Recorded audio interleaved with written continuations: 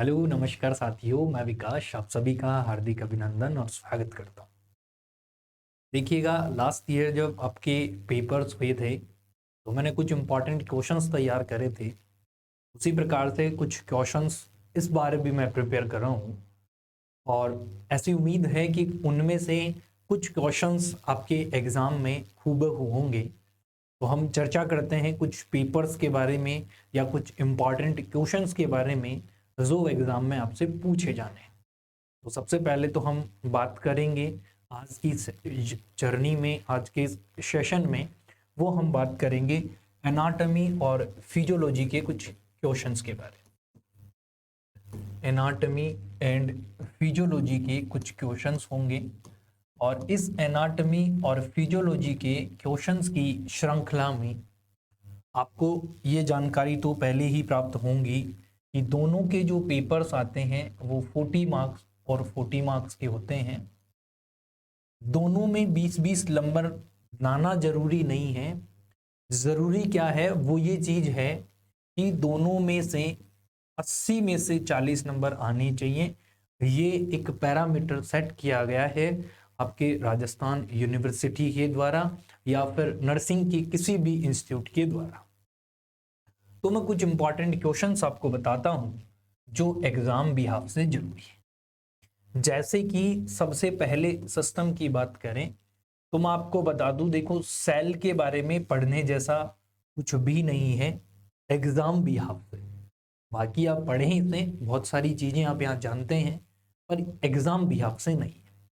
वहीं दूसरे टॉपिक की तरफ चले हम और टिश्यू के बारे में जानकारी को समझें। तो टिश्यू में वैसे तो टिश्यू 4 प्रकार के हैं, पर 2 प्रकार के टिश्यू की चर्चा कभी नहीं होनी है। एक मस्कुलर टिश्यू की और दूसरी नर्वस टिश्यू की। तो आपने पढ़ने कौन कौन से हैं आपको बता दूं मैं। पहले प्रकार का जो टिश्यू रहेगा उसे आप एपिथेलियम टिश्यू नाम देते हैं। वहीं दूसरे टिश्यू को आप नाम देते हैं कनेक्टिव टिश्यू। तीसरा टिश्यू जो होता है उसे आप नाम देते हैं मस्कुलर टिश्यू और चौथा टिश्यू जो होता है उसे आप नाम देते हैं नर्वस टिश्यू। तो भाई जानकारी को इस प्रकार से समझें कि इन दोनों को तो आप एग्जाम के बिहाफ से ना पढ़े तो बेहतर है। पढ़े क्या, तो पढ़ने पे ये सबसे इंपॉर्टेंट बात तो पढ़नी है एपिथेलियम टिश्यू की, क्योंकि इसका क्वेश्चन रिपीटेटिव एग्जाम में देखा जाता है। ठीक, इसके फर्दर क्लासिफिकेशंस हैं, वो भी मैं डील करूंगा लेटर ऑन। फिलहाल क्वेश्चन ध्यान दें आप। दूसरी जानकारी कनेक्टिव टिश्यू के बारे में हल्का पढ़ें, सुपरफिशियली पढ़े तो सही। तो 2 ही चीज पढ़ें यहां से केवल, और वो पढ़ने वाली ये दोनों चीज है। तो सेल और टिश्यू यहाँ पे समाप्त हो जाता है। अब इसके बाद में आपसे क्वेश्चन जो बनता है एनाटॉमी फिजियोलॉजी में, वो नेक्स्ट सिस्टम की तरफ मैं चलूं तो नेक्स्ट सिस्टम होता है साथियों आपका रेस्पिरेटरी सिस्टम। रेस्पिरेटरी सिस्टम में पहला क्वेश्चन हमेशा से ये बनता आया है। क्वेश्चन क्या होगा, आपसे पूछा जाएगा कि एनालिस्ट करो, क्या करो, एनालिस्ट करो जितने भी रेस्पिरेटरी सिस्टम के ऑर्गन हैं उनको, और उसके बाद में किसी एक मेजर ऑर्गन के बारे में आपसे पूछा जाएगा। जैसे मैं एग्जाम्पल के तौर पे आपको बताऊं मेजर ऑर्गन क्या क्या पूछे जा सकते हैं। लाइक दैट आपसे पूछा जाए कि लैरिंग्स बताइए, क्या पूछा जाए आपसे, लैरिंग्स। यहीं पर कई बार कंफ्यूज करने के लिए वो वोकल कॉर्ड लिख कर देता है, और यहीं पर वो कंफ्यूज करने के लिए कई बार वॉइस बॉक्स भी लिख कर देता है। तो कंफ्यूज होने वाली बात नहीं है, बिल्कुल साधारण तरीके से पढ़ना है, किसी भी प्रकार का फ्रस्ट्रेशन नहीं हो। फेरिंग्स का कोई क्वेश्चन नहीं होगा। अगर क्वेश्चन फेरिंग्स का बनता है तो वो पार्ट के बिहाफ पे बनेगा। जानकारी सुन ले मेरी, फेरिंग्स का अगर कोई क्वेश्चन बनेगा तो वो पार्ट के बिहाफ पे बनेगा, जो कि 3 पार्ट रहेंगे। पहले पार्ट को नेजो कहते हैं, दूसरे को ओरो कहते हैं और तीसरे को लैरिंगो कहते हैं।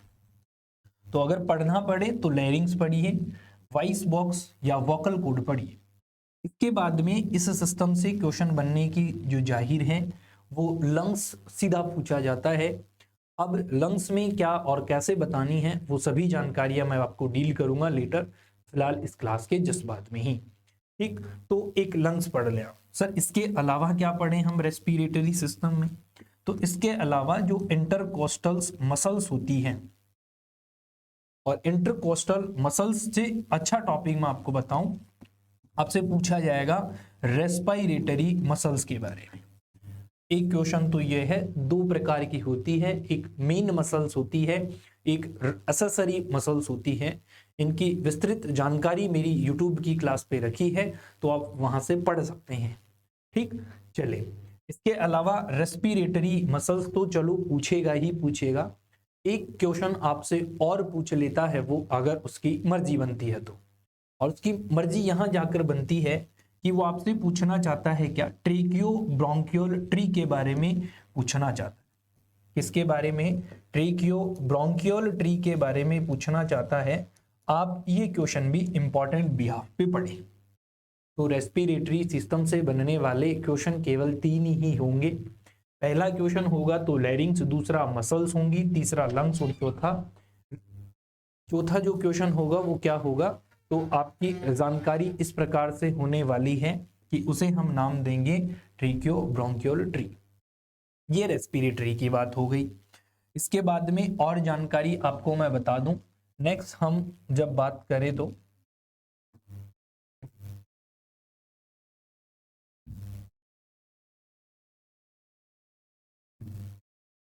इसके बाद में हम जानकारी की बात करें तो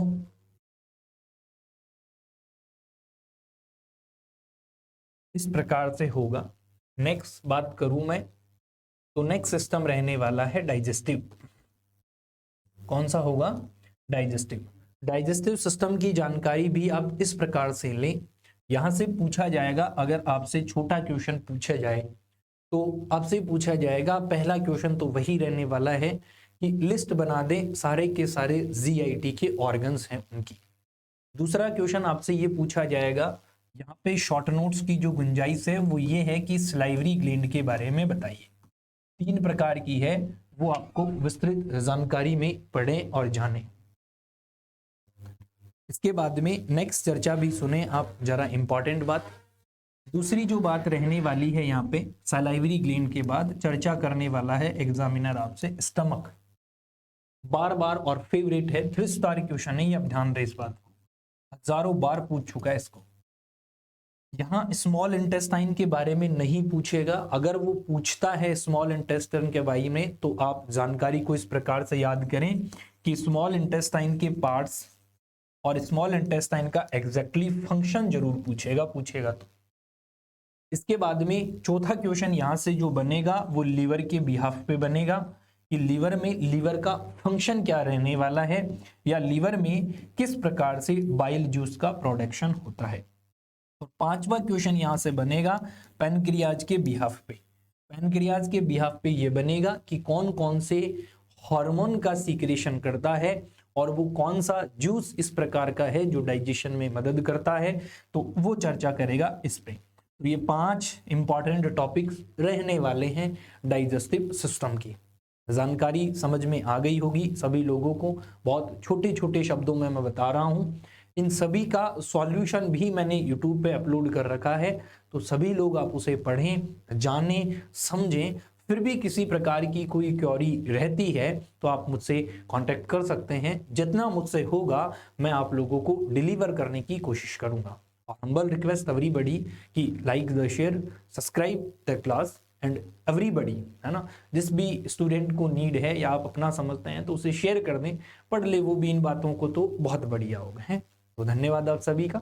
मिलते हैं नेक्स्ट सेशन में एक छोटा सा क्वेश्चन पार्ट और लेकर, तब तक के लिए धन्यवाद। छोटी छोटी इसलिए कि वीडियो देखने में आपत्ति ना हो।